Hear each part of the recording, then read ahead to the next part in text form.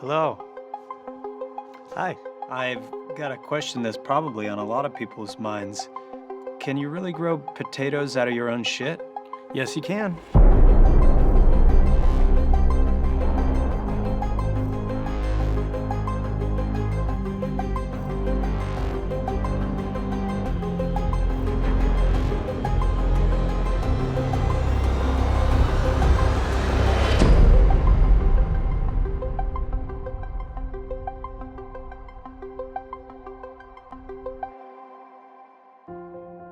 Potatoes are driven by their DNA just like anything else. Shit provides all the nutrients it needs, part of the great circle of life. What about soil? Would that impact the produce at all? Yeah, it would, because in the book he grows potatoes in Martian soil, which turns out to have a lot of perchlorates in it. Perchlorates are kind of toxic to people, but in his desperate situation, it wouldn't be that bad. It'd be kind of like smoking. It's bad for you, you shouldn't do it, it's not a good idea, but, his alternative is starving, so...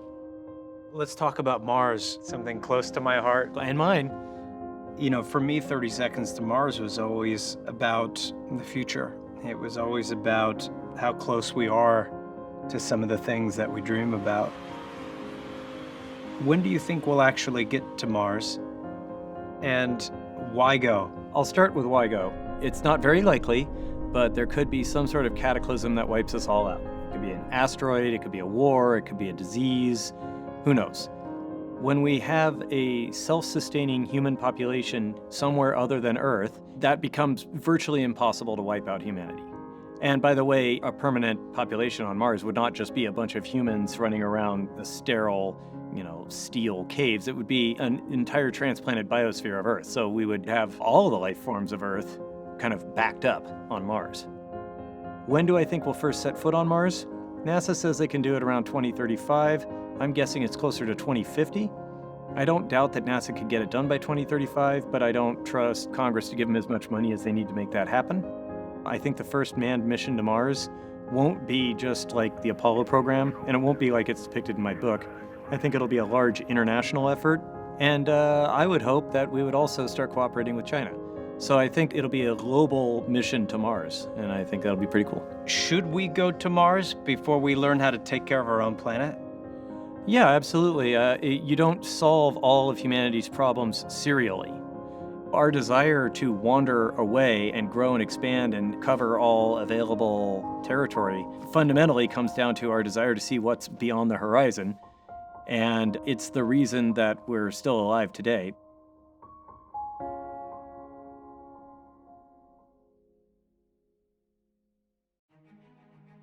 Is there life on Mars? I think that Mars is completely sterile, doesn't have life, and has never had life.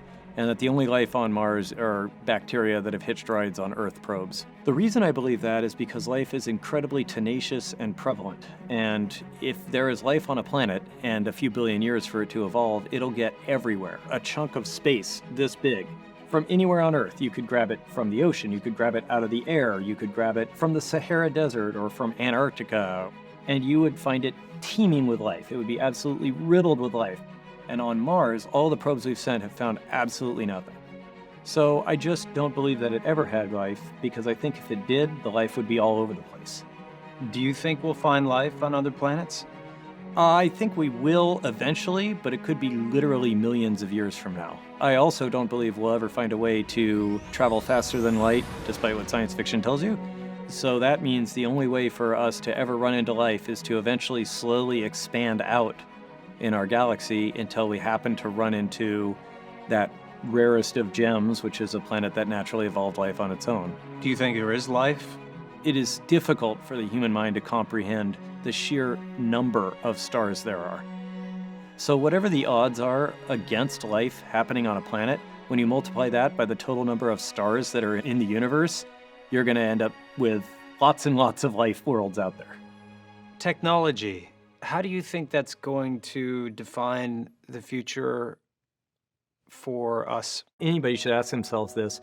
Would you rather live now or in any previous century? And most people would answer now once they start realizing all the technology they'd have to do without. Go back to the 20th century even, and you've got pretty much no internet. Go back to the 19th century, you have no vaccinations. Go back to the 18th century, and you can barely even survive a trip across the ocean. So I think technology just constantly improves the quality of life of humans. It also improves the quality of weaponry, so it comes with its downsides. But overall, I think technology just keeps moving us further and further into a higher quality of life. What keeps you up at night? Insomnia mostly. I've never had a good time sleeping. I am worried about, as we develop more and more technology, at what point will we develop the technology for a smaller and smaller group of dedicated people to kill large numbers of people? So like right now, if I said I want to make a nuke, I can't do that myself. Even if I have the knowledge, I don't have the technology necessary. But as new technologies grow, they can be misapplied. And then maybe eventually it'll only take 1,000 dedicated people and some clever hiding of resources to figure out how to make a nuclear weapon. Then maybe it goes down to 100. If 100 people could make a nuclear weapon, we wouldn't have cities anymore.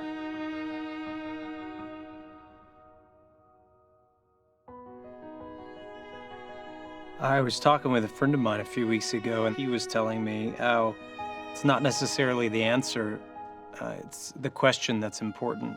What's the right question to ask? I believe that the best question to ask is, what is the safest and most effective way to reach post-scarcity? Post-scarcity is a point that I optimistically think will happen eventually in our future, where our technology level gets to the point where there is no longer scarcity of anything, where we have the ability to say, you want food? Push a button, food shows up. So think about it this way. We don't have wars over oxygen. Everybody has access to it. Everybody has as much as they need. If all of the resources that humans need were as easily available as oxygen, we wouldn't have anything to fight about at all. So the question is, what do we do to get from where we are now to a world where there's no scarcity of any resource at all? And I honestly believe that technology will solve that problem, not in our lifetime, but it'll happen eventually, and that'll be like a new age of man. So what's your guess? Do you think we're going to become an interplanetary species? Are we going to colonize other worlds? Yeah, absolutely. I think we're definitely going to become an interplanetary species, and I think the first planet we're going to colonize is Mars. You called it. We'll see if I'm right.